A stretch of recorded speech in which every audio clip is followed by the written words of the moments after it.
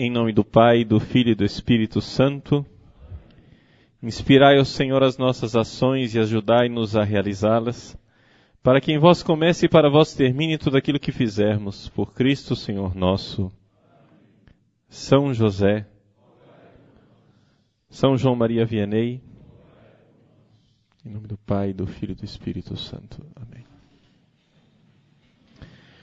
Muito bem, como nós anunciamos hoje de manhã, nós dedicaríamos as duas palestras de hoje às duas partes da liturgia da Santa Missa, ou seja, a palavra de Deus na vida do padre, na vida do sacerdote, e agora iríamos pegar a parte mais da liturgia, da Eucaristia enquanto tal.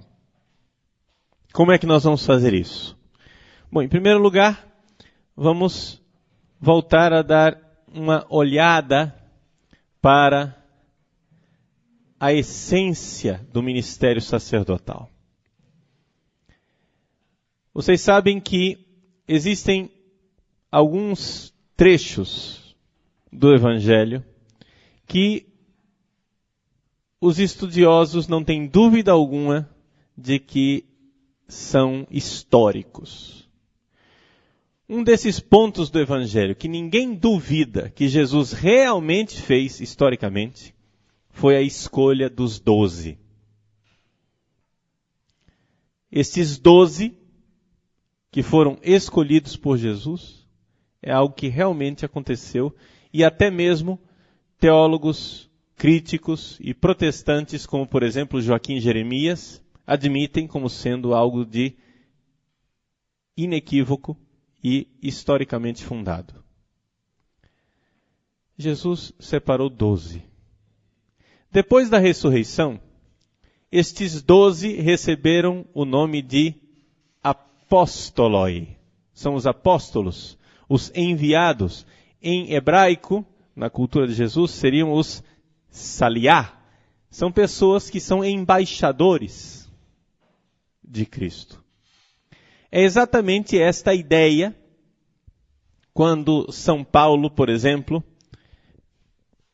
na sua segunda carta aos Coríntios, de forma até mesmo um pouco pungente, ele diz, eu vos exorto, né, como embaixador de Cristo. Eu vou ler aqui para ficar mais claro, é 2 Coríntios 5, 20. Ele diz assim, somos, pois, embaixadores em nome de Cristo. É como se Deus mesmo fizesse seu apelo através de nós. Em nome de Cristo vos suplicamos, reconciliai-vos com Deus. Embaixadores. Todo mundo sabe o que é um embaixador. O embaixador é uma pessoa que não representa ele mesmo. O embaixador é uma pessoa que é um sacramento de um outro. Se alguém ofende o embaixador do Brasil, ofendeu o Brasil. Se alguém ofende o sacerdote, enquanto sacerdote, não enquanto pessoa privada, não é? Está ofendendo Cristo, porque aqui nós estamos falando de apóstolos, ou seja, é esse o significado da palavra apóstolo, embaixador, alguém que está no lugar do outro. Agora, o cardeal Ratzinger, em uma conferência a respeito da essência do sacerdócio, que está publicada em português, raridade, né?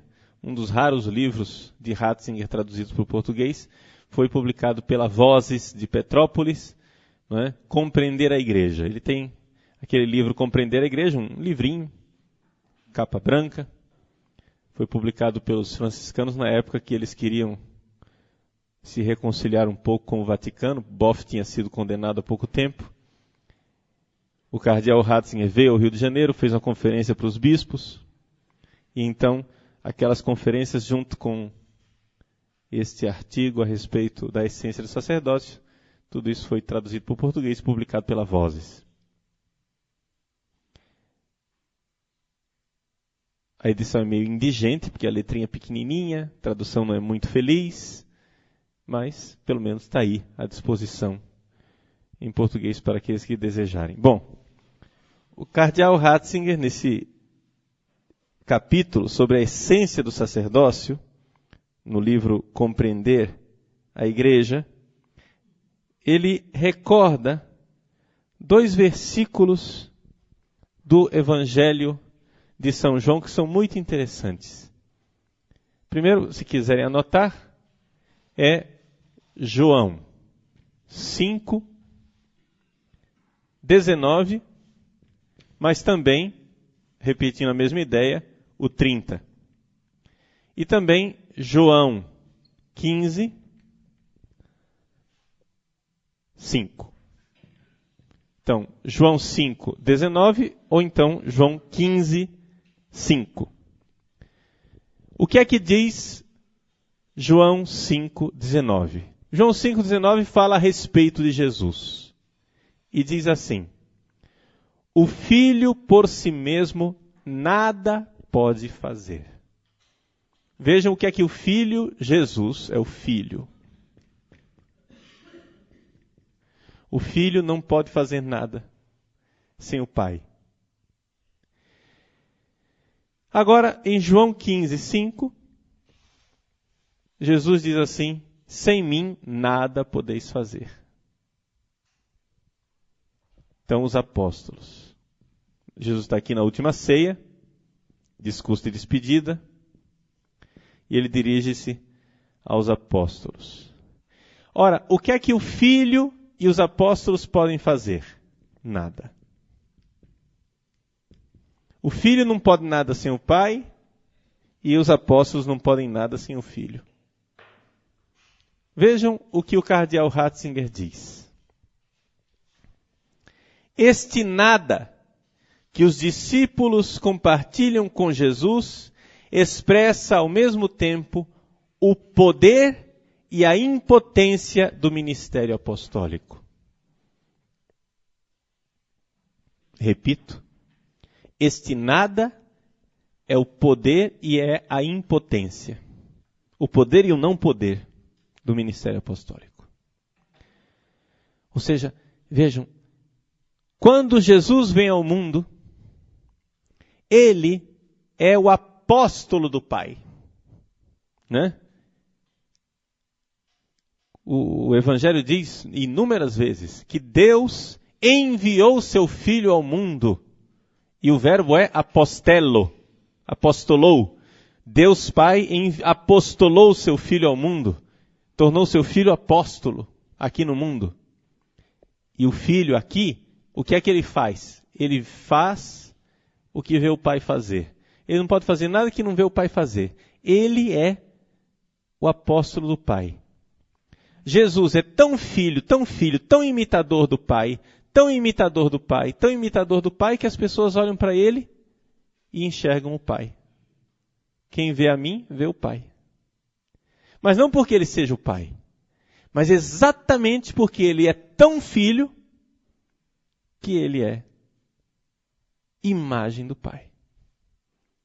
Eu me lembro, por exemplo, do meu sobrinho, Lucas, agora está com 13 anos, mas quando ele estava com 5 anos de idade, ele ia ao barbeiro e pedia para o barbeiro cortar o cabelo dele baixinho.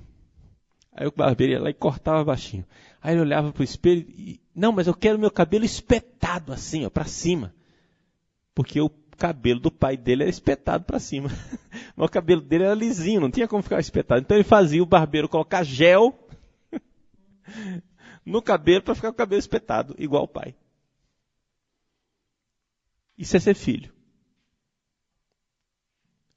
Jesus é tão filho que quem olha para ele vê o Pai. Agora, ele diz que o filho sozinho não pode fazer nada sem o Pai. Nada. E nós, sucessores dos apóstolos, padres e bispos, sucessores dos apóstolos, nós não podemos fazer nada sem Jesus. Porque nós estamos no lugar dele. Somos apóstolos dele. É este nada que nós temos em comum. E aqui, gente, está a grandeza do nosso ministério. Vejam só. Vocês são padres. E como padres, vocês têm o poder. Sobretudo aqueles que são párocos, né? Vocês têm o poder. Vocês têm poder na mão. Agora, vocês não têm com o povo necessariamente autoridade. Poder você já tem. Autoridade depende. E como é que a gente faz para ter autoridade com o povo? A autoridade a gente tem quando o povo tem firmeza, tem certeza, tem segurança de que aquele padre não vai inventar nada dele. Vai dizer aquilo que pensa a igreja, aquilo que é a palavra de Deus. É interessante isso. Na igreja tem autoridade somente os obedientes. Quem é obediente adquire autoridade. Quantas e quantas vezes, né? Por exemplo, lá em Cuiabá, tem padre, sobretudo os religiosos, que me odeia, né? Teve um religioso que já disse na assembleia paroquial da paróquia dele, o padre Paulo Ricardo é o Papa Negro de Cuiabá. Né? Por quê? Porque os fiéis, o pessoal lá em Cuiabá, me cita como se eu fosse um lugar teológico. Né? O padre Paulo disse. Mas por que as pessoas me citam assim? Simplesmente por uma razão. Porque as pessoas criaram segurança de que eu não vou dizer as coisas da minha cabeça. Que quando eu falo citando um artigo do Papa, o Catecismo, a Bíblia, as coisas importantes que eu nunca digo da minha cabeça. E eu faço questão de não ter uma palavra minha. E eu tenho certeza que você já deve ter feito essa experiência também. Se você é desses padres que não quer ser original, se você não quer inventar a roda, se você acha que você não inventou o fogo, se você é desses padres que acha que não inventou o sacerdócio, mas que o sacerdócio já existia antes de você, e você está aí somente pregando para o povo uma palavra que não é sua, administrando para o povo um sacramento que não é seu, celebrando uma missa e uma liturgia que também não é sua. Se você trata com respeito a palavra de Deus, a palavra que eu vou usar é feia, mas vamos usar essa palavra. Se você trata com escrúpulo a palavra de Deus, é uma palavra feia, escrúpulo, né? Mas se você trata com tal cuidado, que você não quer jamais dizer sua opinião, você terá autoridade. Se você não fizer isso, meu irmão, não se preocupe, você vai ter poder. Você pode pisar em cima do povo quanto quiser. Eles não irão respeitar você. Você não terá autoridade. Exousia, em grego, você não terá. Você pode ter poder, isso você tem. Toma posse como pároco, recebe a chave da igreja, né? A conta no banco, pronto, estou com o poder na mão. E você vai e pode administrar com esse poder a paróquia como se você fosse um déspota, porque a paróquia é sua. Mas você não vai ter autoridade. E o povo de Deus não vai respeitar você. Porque o povo de Deus só respeita os padres quando os padres têm a autoridade de dizer: eu nada posso fazer. Quando o padre é obediente. Meus irmãos, nós administramos uma palavra que não é nossa. E as pessoas têm que ver que nós sofremos também a obediência. Que nós também somos os primeiros a obedecer. Por exemplo, eu gostaria muito, eu tenho 2 irmãs. Eu amo muito as minhas 2 irmãs. As 2 são divorciadas. e em segunda união. Para não usar a palavra certa, que seria dizer que elas estão num relacionamento de adultério. Pelo menos canonicamente, estão assim. Depois, se o casamento foi nulo, se não foi nulo, isso aí são outros 500. Mas não vamos entrar no mérito da questão. Meus irmãos, eu gostaria muito de chegar naquela passagem de São Mateus, capítulo 19, onde Jesus diz assim: o que Deus uniu, o homem não separe. Gostaria muito de pegar aquela página e apagar, para poder chegar e dizer para minhas duas irmãs: minha irmã, o corpo de Cristo. Minha irmã, eu te absolvo dos teus pecados. Mas eu não sou dono dessa palavra. Eu sou o primeiro a sofrer obedecendo essa palavra. Eu sou o primeiro a sofrer por não poder acolher as minhas irmãs, sangue do meu sangue, essas duas mulheres, a quem eu tanto amo. Depois da minha mãe, aqui nessa terra, são as duas mulheres a quem eu mais amo. Eu gostaria de acolhê-las nos sacramentos. Eu não posso. O sacramento não é meu, a palavra não é minha. E é bom que o povo me veja sofrendo assim. E é bom que o povo saiba que eu sofro por não poder modificar a palavra de Deus, por não poder modificar o sacramento de Deus, por poder somente administrar uma palavra que não é minha e um sacramento que não é meu. Sem mim, nada podeis fazer. Nada podeis fazer. Gente, vamos ser bem objetivos. Nós não podemos nos iludir pensando que os fiéis vão à igreja para nos ouvir. Vamos deixar de ser ridículos. Assim como vocês também não vieram aqui nesse retiro para me ouvir. Se vocês vieram aqui nesse retiro, é porque vocês têm uma esperança que a um certo momento do retiro, o idiota do Paulo Ricardo cale a boca e deixe Deus falar. Está entendendo? É ou não é verdade? Vocês têm a esperança de que Deus fale através da pregação.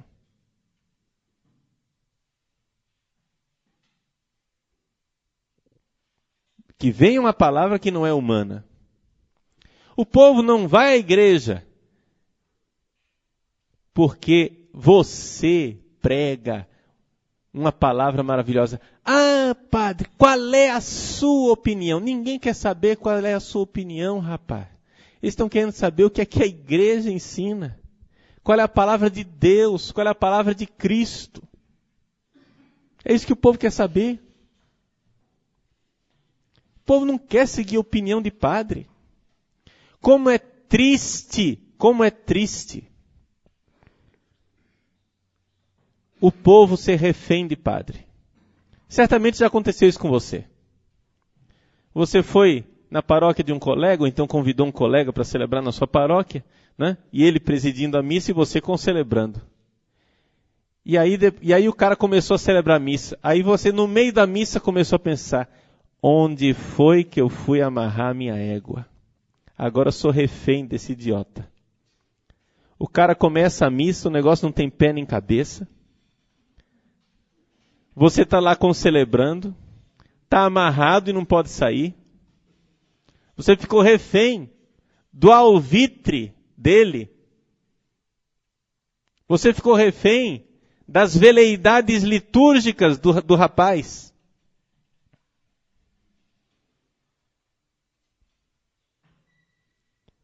Ninguém de nós suporta isso. Tem um padre amigo meu que é padre na Arquidiocese de São Sebastião do Rio de Janeiro, né? não vou citar o nome, porque certamente é conhecido. Ele diz assim, a melhor coisa de ser padre é não ter que suportar a missa do outro.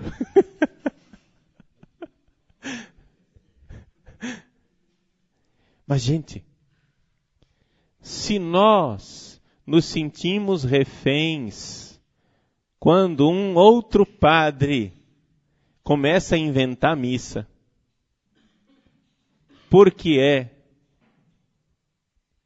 que nós nos achamos no direito de submeter o povo de Deus às nossas veleidades e caprichos? Hein? Como é que isso pode ser? Vamos considerar, gente, vamos considerar que a missa não é nossa. A missa não é nossa. E eu digo isso pelo seguinte, eu quando fui ordenado em 1992, e eu era muito litúrgicozinho, muito perfeitinho, quadradinho, né? Aprendi liturgia em Roma, cardeal Vigílio Noé era o meu modelo de liturgo, e não sei o que, etc. Tal, Paulo VI, aquela liturgia do Vaticano, nobre simplicidade do concílio, todo esse lero-lero. Tudo bem. Cheguei em Cuiabá, eu era Mr. Liturgia em pessoa, né? Cheguei na catedral como vigário na catedral, fundei um grupo de acólitos e ensinei liturgia. Nossas liturgias na catedral eram caprichadas. Era como se fosse a Basílica de São Pedro. Problema. Aquela gurizada vivia a liturgia como se fosse o robozinho, porque eles não tinham espiritualidade litúrgica. Eles não tinham a cultura, eles não tinham o lastro cultural que possibilitasse fazer daquilo uma espiritualidade, como eu tinha. E aí eu comecei a notar que lá em Cuiabá eu tinha duas opções. Pode ser que aqui na diocese de vocês tenham, né, outras opções. Mas lá em Cuiabá tinha duas opções. Ou você ia lidar com o pessoal da teologia da libertação para fazer revolução socialista, né? Ou então você se aliava ao pessoal da renovação carismática. Triste escolha, mas era a escolha que nós tínhamos. Bom, diante dessa escolha, o que é que eu fiz? Bom, comunista eu não sou nem nunca fui. Querer transformar a igreja numa filial do Partido Comunista eu também não vou. Então, meu negócio era trabalhar com os carismáticos. Eu peguei lá nos arquivos da minha história a experiência que eu tinha na minha adolescência com a renovação carismática nos Estados Unidos e comecei a trabalhar com os carismáticos. E com essa história, no início do meu sacerdócio ali, pastoralmente falando, eu confesso a vocês, estou confessando os meus pecados litúrgicos, eu cometi alguns abusos litúrgicos. Abusos porque você começa a lidar com o pessoal da renovação, etc e tal, você vira o padre Renovex, né? E tudo bem. Você começa a fazer o show da Xuxa, né?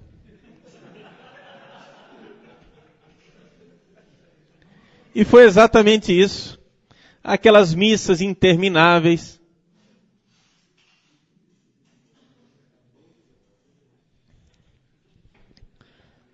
Proclamação de cura dentro da missa, não é? Imposição de mão, oração em línguas. Pessoal repousando no espírito, etc, etc, etc, etc. Até que veio um decreto da Santa Sé, assinado pelo senhor cardeal Josef Ratzinger. E eu sempre fui bastante consciencioso nessa questão de desobediência da igreja.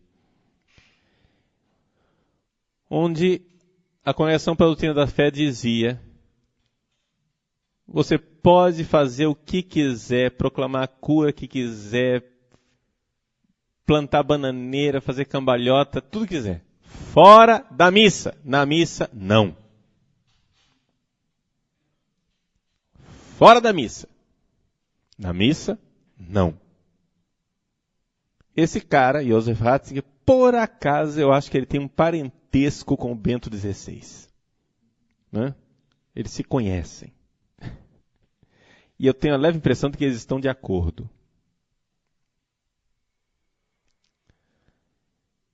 E foi aí que eu notei que, de fato, as críticas que o cardeal Joseph Ratzinger faz aos padres mais liberais liturgicamente tinham o seu fundamento. Qual é o fundamento? O fundamento é o seguinte, que na liturgia, agora, pós-conciliar, cheia de criatividade, e eu estou falando aqui de renovação, porque eu estou falando de mim e dos meus pecados. Agora, não quer dizer que esses sejam seus pecados, né? Agora, você vai aplicar para a sua vida, né? Porque a carapuça cai na sua cabeça também, rapaz. Não é só padre da renovação que inventa leseira na missa, não, tá?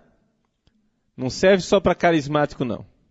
Serve para todo mundo. Então faz todo mundo sentar direitinho e pôr a carapuça na cabeça. Qual é a história? O cardeal Joseph Ratzinger diz assim, gente, o padre ficou no centro. Deus saiu do centro da liturgia. Quando você tinha antigamente o altar voltado para o Oriente, o padre e o povo se voltavam para Deus para juntos falarem com Deus. O padre se sentava na cadeira, mas o padre não era o centro, o padre ficava de lado. No centro estava o altar, no centro estava o sacrário. E o padre não tinha o que inventar. Por quê? Porque a missa já estava inventada, a missa era recebida. De uns anos para cá, o que aconteceu conosco? Nós nos tornamos os donos da missa.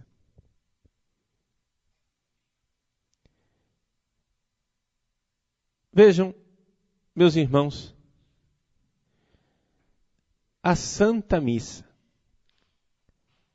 precisa ser defendida de nós. Eu sou canonista e eu dou aula de direito canônico. Sou mestre em direito canônico. E uma das coisas que eu ensino para os meus alunos no Instituto de Teologia é que o direito canônico é, sobretudo, senhores padres, peço muita atenção, o Código de Direito Canônico é, sobretudo, um direito para defender a palavra de Deus, os sacramentos e os fiéis dos padres e bispos. Se você for olhar, leia com essa ótica e você vai ver que é isso mesmo. O direito canônico é para defender os sacramentos, a palavra de Deus e os fiéis das pessoas que têm o poder. Porque, gente, o poder corrompe. E o poder eclesiástico corrompe, sim, senhor.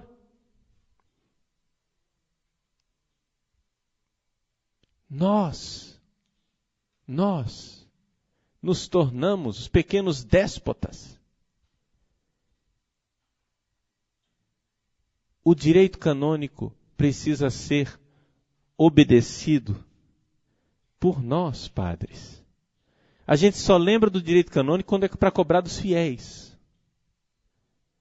Mas é que 90% das normas são dirigidas a nós. É um direito clerical. Sim. Sabe por quê? Porque o direito canônico é tão clerical? Porque nós é que temos o poder. E a igreja desconfia de quem tem o poder. É interessante isso. Por causa do pecado original. Quem tem o poder precisa ser limitado. A igreja, já notaram que a igreja é diferente do mundo? No seguinte sentido. No mundo, por aí, o cara vai ser candidato para uma coisa, o pessoal acha a coisa mais linda do mundo e mais normal que o fulano se ofereça como candidato. e que ele faça propaganda como candidato, e que ele queira ser eleito, e que ele queira governar, que ele queira mandar, que ele queira ter o poder. Todo mundo acha isso normal. Na igreja não é assim. Na igreja, se uma pessoa acha que pode ter o poder, é desta pessoa que nós desconfiamos. Já notaram isso? Quando a pessoa se oferece para um cargo, a gente não gosta dessa pessoa? Não quer que ela tenha o cargo? Isso é um instinto nosso, cristão, católico. Um cara que seja candidato a papa não vai ser eleito papa. Ou seja, a igreja ela é capaz de atravessar o planeta, ir lá num eremitério, dentro de uma caverna, para buscar o cara que se acha indigno de governar e colocá-lo no trono mais elevado e dizer, é você que irá nos governar. Porque aquele que se acha indigno de governar, é esse que precisa governar. Por quê? Porque quem acha que pode ter o poder, ai, ai, ai. Cuidado com esse cara. Cuidado com ele. Porque o poder corrompe. Nós precisamos obedecer às normas da igreja que limitam o nosso poder. Gente, vamos usar uma frase extraordinária de um teólogo da libertação que eu não admiro em nada no pensamento dele, mas a frase é bonita. Carlos Mesters. Ele tem uma frase que ele diz que a palavra de Deus é uma flor sem defesa. Essa frase é extraordinária. E a gente pode aplicar isso para o sacramento também. O sacramento é uma flor sem defesa. Jesus, na Eucaristia, não protesta pelas loucuras que você faz com ele. Ele não protesta. A palavra de Deus não protesta pelas loucuras que você faz com ela. Gente, nós temos que ter esta consciência, e aqui consiste o grande sacrifício do Padre. Lembram-se que eu falei? O Padre não é um homem, é o sacrifício de um homem que se ofereceu em sacrifício. O Padre é sacerdote exatamente porque Jesus se oferece em sacrifício. E ele, sendo embaixador deste sacrificado, se sacrifica também. Pois bem, se o Padre se oferece em sacrifício, então ele não pode ter nada dele para oferecer, nesse sentido. Ou seja, a palavra que ele tem para dar para o povo é a palavra que não é dele, mas é de Deus. A palavra que ele tem para oferecer para o povo é uma palavra não inventada por ele, mas transmitida pela igreja. O sacramento que ele tem para oferecer não é o sacramento dele, mas é um sacramento que é de Deus. E somente assim o Padre terá autoridade. Por isso, meus irmãos, vocês já ouviram falar daquelas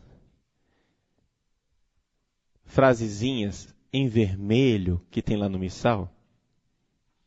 Aquele negócio chamado rubrica, né? Eu não sei por que é que hoje em dia ainda continuam falando contra o rubricismo. As rubricas são tão poucas. Se nós tivéssemos com o missal de 62, não o missal de Pio V, tudo bem. Ali as rubricas eram muitas. Mas hoje em dia, gente, as rubricas são tão poucas. E mesmo assim, a gente acha que aquele negócio que está lá em vermelhinho é só um conselho. Olha, se você quiser, você faz assim. Mas, gente, não é se você quiser, aquilo é direito litúrgico. Aquilo é lei. Aquilo não é um conselho, é para obedecer.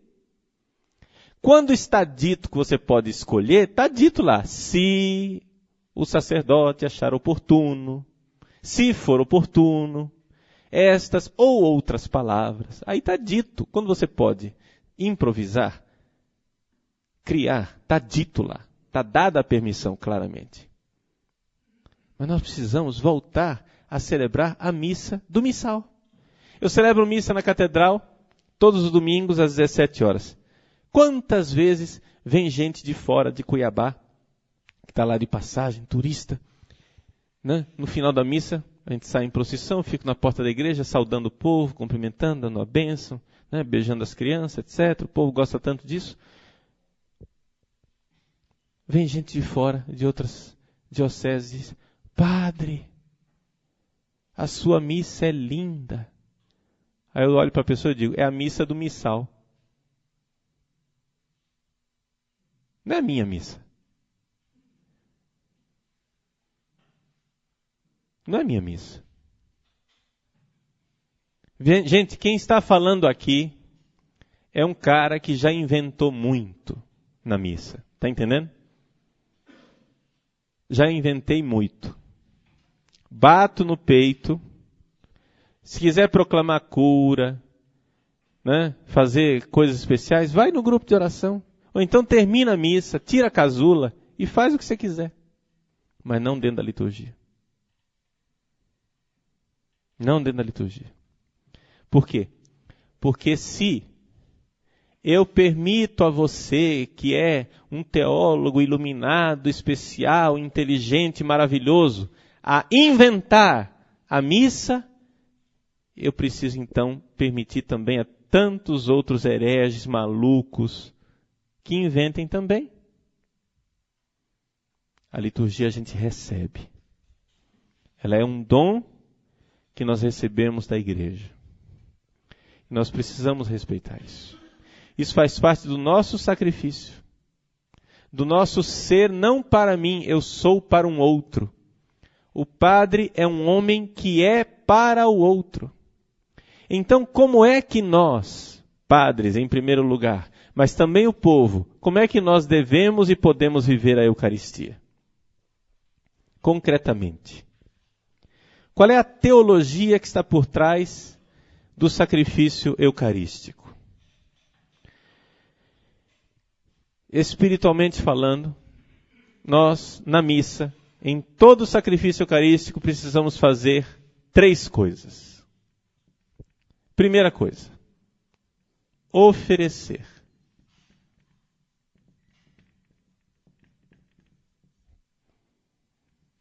Segunda coisa, invocar.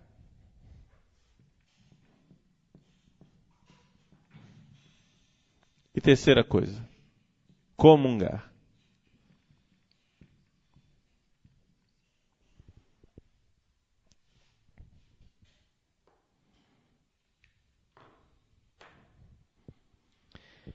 Oferecer o sacrifício a Deus. Invocar o Espírito Santo sobre aquilo que nós acabamos de oferecer. E depois comungar aquilo que nós acabamos de transformar no corpo e sangue do nosso Senhor. Isso daqui que nós fazemos com o pão e o vinho, nós oferecemos, fazemos a epiclese, invocar quer dizer isso, né? Súplica. Pode colocar, ao invés de invocar, pode pôr a palavra melhor, suplicar, né?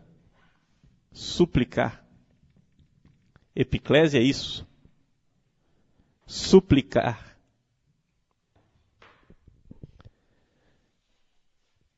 Eu ofereço a Deus o pão e o vinho, suplico o Espírito Santo e comungo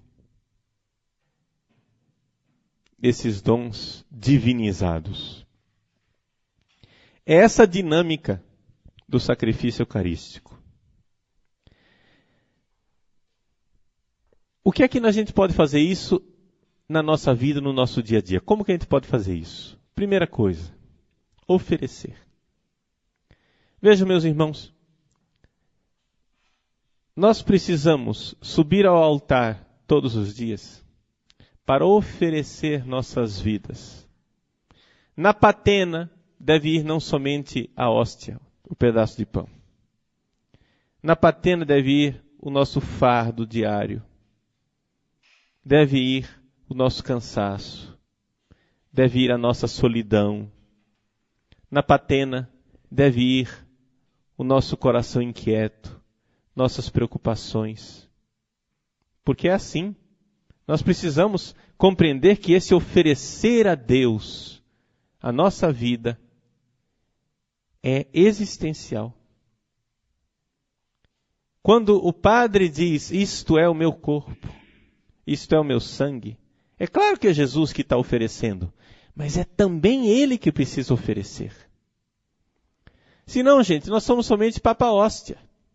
Nós não estamos vivendo o verdadeiro sacrifício eucarístico. Se nós não oferecemos nossas vidas, e se não ensinamos os fiéis a oferecer também e colocar na patena. Nós precisamos colocar isso. Vejam, vocês certamente assistiram aquele filme do Mel Gibson, A Paixão de Cristo. Uma das cenas que mais me falaram no filme da Paixão de Cristo, talvez seja uma cena que para a maior parte das pessoas foi irrelevante. Eu fiquei impressionado com a cena de Jesus entrando no palácio de Caifás, sendo carregado por uma corda, como se fosse um cachorro carregado pela coleira. Ele entra, todo já desfigurado pelos socos que levou, mancando, acorrentado, puxado por uma corda grossa, ele entra assim, mancando. Por que aquela cena me falou tanto? Porque ali não se vê a liberdade de Jesus. Ele é o Senhor do mundo e está ali, acorrentado como um cachorro. E, no entanto, a liberdade de Jesus, quando é que foi vista? A liberdade de Jesus se viu na última ceia. Ninguém tira a minha vida, eu a entrego. Isto é o meu corpo que é dado. Isto é o meu sangue que é derramado. Essa oferta, essa entrega, essa liberdade de Jesus que ele manifestou na última ceia, durante a paixão, não se vê. Isso me fala muito porque no meu dia a dia é o que eu vivo no seminário. O reitor do seminário tem uma grande desvantagem de morar no lugar onde ele trabalha. Quando eu saio do meu quarto, eu já estou trabalhando. Eu abro a porta de manhã e saio do quarto e já estou trabalhando.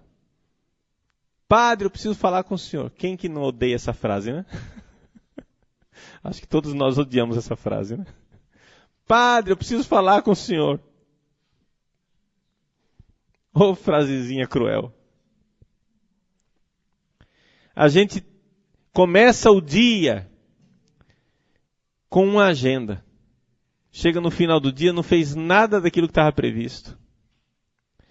Você é literalmente levado como um cachorro amarrado onde você não quer ir.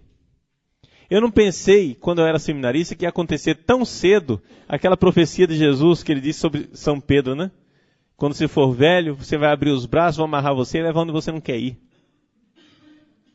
Isso acontece, gente, no nosso dia a dia. É uma pessoa que você não marcou, que quer atendimento, é um problema imprevisto, você olha e quantas vezes a gente atende aquela pessoa com um sorriso no rosto, mas por dentro a gente sabe o estresse que aquilo está acumulando. Né? Quantas vezes você atende aquela pessoa de bom grado, na aparência, mas por dentro você está se remoendo. Na Eucaristia, na missa diária, meu irmão, é o momento de você manifestar a sua liberdade. Quando você celebra a missa, é o momento de você dizer, Senhor, olha o dia que eu tive. Olha o inferno que foi esse dia. Senhor, agora eu escolho este dia. Eu que fui levado como um cachorro para cima e para baixo, para onde eu não queria ir, eu agora escolho. Eu escolho me entregar. Eu digo sim, eu digo amém, para o dia que eu não planejei. A Eucaristia é o momento da liberdade, em que nós oferecemos a Deus. Eu contei para vocês A questão lá do ano de 1997, quando foi o ano da virada, digamos assim, para mim, de uma grande crise espiritual de conversão. Naquele ano, um seminarista, enquanto eu estava em Paris, um seminarista que eu tinha colocado para fora do seminário, fez questão de ir na Catedral de Cuiabá, visitar todas as beatas, todo o beatério, uma por uma, me caluniando, uma por uma. Fez o trabalho sistemático. Os padres lá de Cuiabá dizem, você não vai fazer nada. Eu disse, meu filho, não tem o que fazer. Eu só posso oferecer a Deus. Não, você tem que falar contra ele, porque é de outra diocese, né? Você tem que ir lá, acabar com ele, com o bispo, né? Colocar ele para fora do seminário, porque o bispo, eu tinha colocado para fora do seminário, o bispo readmitiu, né? Abençoado. Muito bem. Acontece que eu, durante 3 anos, isso foi meado de 97, né? Foi 97, 98, 99, até meado de 2000. Durante 3 anos, quase que diariamente, eu coloquei esse sujeito na patena. Pedindo para Deus que me desse a graça de perdoá-lo e de me reconciliar com ele. E quando começou o ano santo do ano 2000, eu pedi a Deus que aquela fosse a graça do ano 2000. Que eu pudesse me reconciliar com o homem que me caluniou. Aconteceu, então, inesperadamente, que eu fui convidado para ir na diocese desse cara para dar um curso. E ele era aluno. Na hora da prova oral, ele sentou na minha frente. Eu escrevi a nota dele. 10. Coloquei ali na frente dele e disse, agora vamos conversar.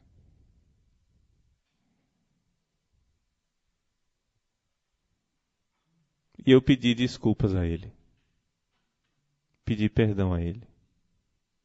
Pela raiva que eu alimentei, pelo ódio, etc. Ele em nenhum momento pediu perdão por nada que ele me fez. Mas ele somente disse uma coisa, que para mim foi suficiente. Ele disse, padre, ele era seminarista ainda. Padre, eu vejo que o Senhor foi muito importante na minha vida. E esse curso serviu para eu recordar o quanto o Senhor foi importante na minha vida como modelo de sacerdote e como formador. E eu não queria que houvesse nada de malquerência, né? Entre o Senhor e eu, porque eu vejo que o Senhor foi importante. Pronto. Acabou. Aí foi a reconciliação, nos abraçamos, pronto, tchau e benção. Oferecer. Não estou dizendo isso porque eu sou modelo de nada, porque eu sou santo, porque não tem nada disso, não. Estou dizendo isso porque esse é o caminho ordinário e normal de todo sacerdote. Oferecer-se na patena. E suplicar a Deus que esta miséria que a gente coloca em cima da patena receba o Espírito Santo. Para que esta miséria, que somos nós, transformados pelo Espírito Santo, possa ser comunhão com o amor divino que nos amou. Isso é celebrar a Eucaristia. O resto não é participar plenamente desse sacrifício. Oferecer, suplicar e comungar. Esses 3 verbos têm que estar presentes no nosso dia a dia. O que é que você está oferecendo? Eu não sei o que é que faz você acordar durante a noite. Eu digo para você, comigo acontece. Eu não tenho dificuldade, graças a Deus, não tenho dificuldade nenhuma de dormir. Eu consigo conciliar o sono muito facilmente. Minha mãe diz que eu durmo como artista de cinema, né? Eu digo, vou dormir. Aí, dormi. Pronto. Eu durmo logo.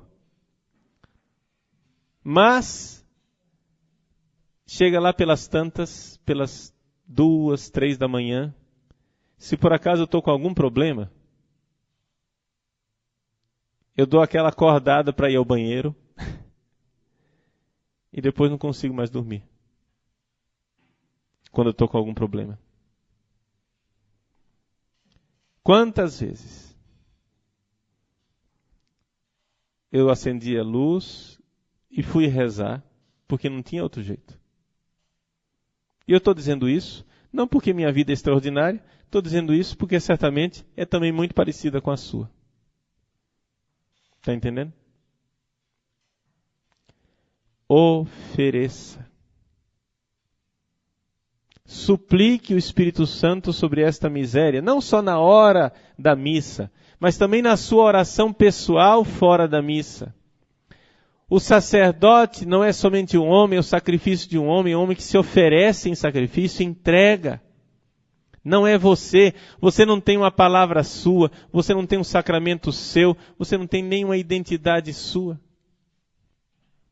Você é o sacramento de Cristo. Você é padre. É isso que é ser padre. Se você está sofrendo bastante, deixa eu lhe dar um conselho, e aqui a grande figura de São João Maria Vianney nos ilumina. Está sofrendo? Muito bem, faça penitência. Ah, que é isso, padre? Já estou sofrendo, o senhor quer aumentar? É exatamente isso. Porque isso é uma lei básica da espiritualidade. Veja, Jesus disse assim, quem quiser me seguir, renuncie a si mesmo, tome sua cruz dia após dia e me siga. Jesus não disse assim, olha, quem quiser me seguir, tome a ressurreição e triunfe. Não, ele não disse isso. Ele disse, renuncie a si mesmo, dia após dia. Isso é o sacrifício batismal, né? Sacerdócio batismal. E nós que somos sacerdotes, muito mais.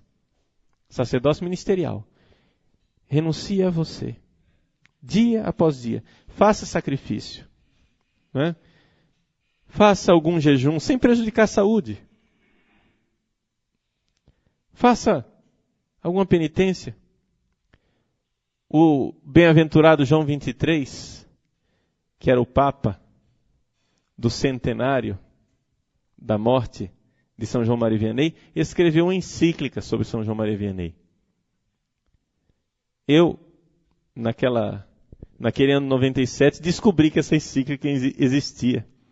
E até escrevi, né?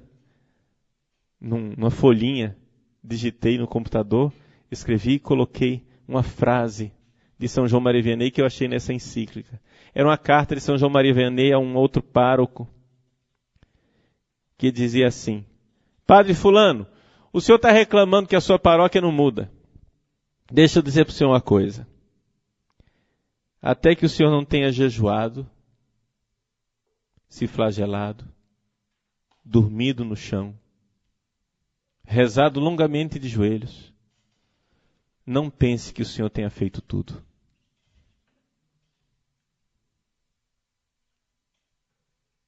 E o Papa Bento XVI recorda esse aspecto que a paróquia de Ars foi convertida de joelhos. Está entendendo? Na súplica de São João Maria Vianney diante do sacrário, pedindo a conversão dos seus fiéis. A conversão dos fiéis não é um empreendimento de marketing. A conversão dos fiéis é algo que a gente alcança do coração de Cristo na súplica. Meu irmão, você está sofrendo? Faça um pouco de penitência. Vejam, eu não estou dizendo para você fazer as penitências assim heróicas de São João Maria Vianney, que até mesmo ele depois reconhece que ele exagerou. Ele mesmo reconheceu que foi um exagero. São exageros de juventude, né?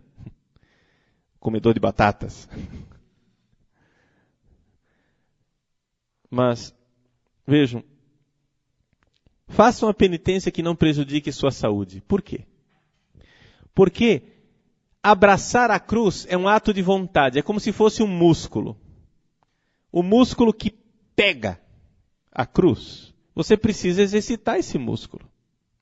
Quando você voluntariamente agarra o pequeno sofrimento daquele jejum, o pequeno sofrimento daquela vigília, o pequeno sofrimento do dormir no chão, o pequeno sofrimento do deixar de comprar aquele objeto que você quer, o pequeno sofrimento de doar aquele objeto ao qual você está apegado, quando você, através do exercício, ascese quer dizer isso, exercício, né? Askeo, exercitar, através daquele exercício, quando você abraça aquele pequeno sofrimento, é interessante. Você, com esse exercício, abraça o sofrimento maior que a cruz que você está carregando. Creia que é isso. Porque quem está dizendo isso não sou eu, é a tradição da igreja. Mas se valer alguma coisa o meu testemunho, eu lhe digo, é assim mesmo. Funciona. Funciona. Está entendendo? Você está sendo caluniado. Sofrendo com a calúnia. Naquele ano de 1997, eu comecei a fazer algumas penitências para conseguir abraçar a calúnia. Foi no dia 19 de março, dia de São José, de 97, que eu ofereci a Deus para que eu me desapegasse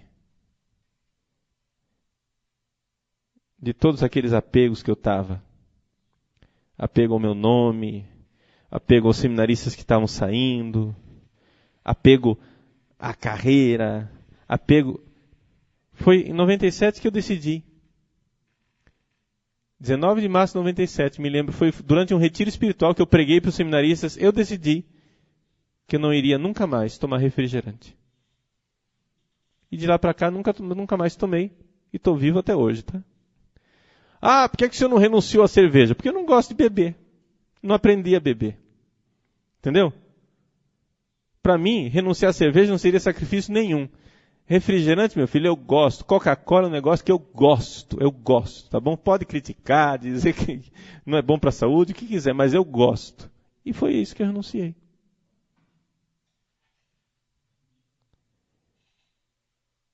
Então, exemplo besta, né? Um exemplo bobo. Não arranquei um braço, entende? Não me flagelei até sangrar. Nada disso. O que é um refrigerante? Nada. Mas quando você faz aquela renúncia e você exercita o músculo de agarrar a cruz, quando você diz sim àquele pequeno sofrimento, você está dizendo sim ao sofrimento maior. E é interessante, isso é redentor. Isso é redentor, gente.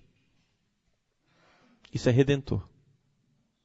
Então, vejam, celebrar a liturgia, celebrar o santo sacrifício eucarístico, é antes de tudo tirar a minha pessoa do centro e deixar Cristo estar no centro.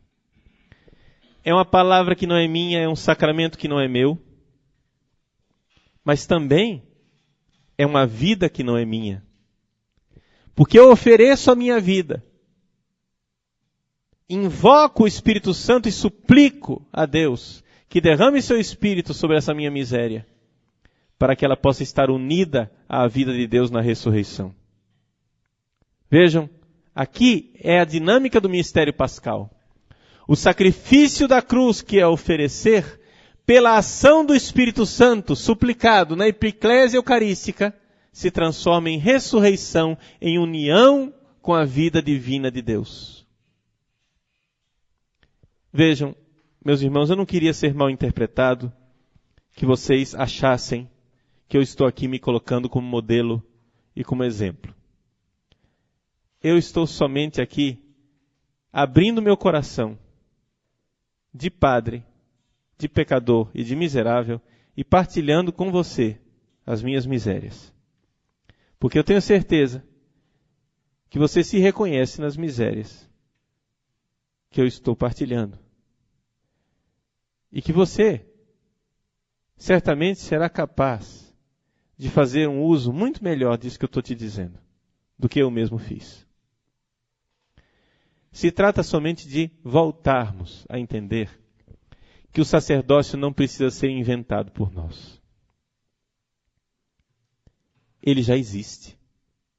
Outros homens mais santos e sábios do que nós já viveram isso. Por que não podemos viver nós também? Quando o padre põe uma batina preta, o preto, meu irmão, não se engane, é uma mortalha. É sinal de que aquele homem morreu. É exatamente isso. E já que ele é um homem símbolo, é um homem sinal, o hábito eclesiástico não é um detalhe na vida do padre. É evidente que Jesus não usava hábito eclesiástico, os apóstolos também não. É evidente que Santo Agostinho não usava clésima nem batina. Compreendo isso perfeitamente, eu não sou retardado. Agora eu compreendo também que hoje, na situação social na qual nós nos encontramos, que o padre seja um sinal de entrega, que ele seja sacramento visível, é mais do que importante. É urgente, é necessário. Por quê? Porque é isso que nos fará felizes e realizados como sacerdotes. Mais uma vez, meu irmão, cai fora dessa dinâmica porque de quem quer se salvar. Porque quem quiser se salvar vai se perder. Se entregue. Seja padre de verdade. Não invente o sacerdócio. Não está dando certo a tua vida? Muito bem. Vá procurar as vidas que deram certo. As vidas de padres que deram certo. Vá para a vida dos santos. Lá você encontrará exemplos luminosos que souberam se oferecer, suplicar o Espírito Santo sobre a própria miséria e chegaram hoje à comunhão do céu, na qual vivem e intercedem por nós.